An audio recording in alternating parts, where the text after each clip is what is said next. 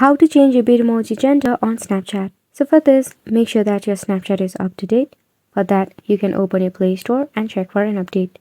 If not, just open a Snapchat app, tap on the Bitmoji icon at the top. From here, go to the setting gear option at the top as well. Now from here, select the option of Bitmoji. Right here, if you have already created your Bitmoji, you will see the option of unlink your Bitmoji.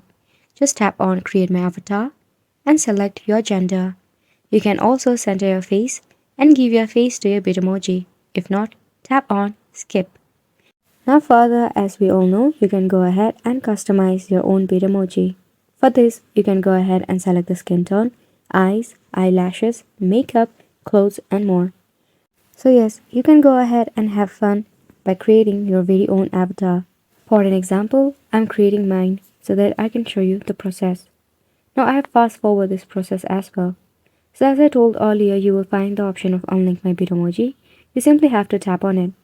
And you have to start the procedure again from tapping on creating my avatar and following the recent procedures. So go ahead and give this a try, and thank you so much for watching.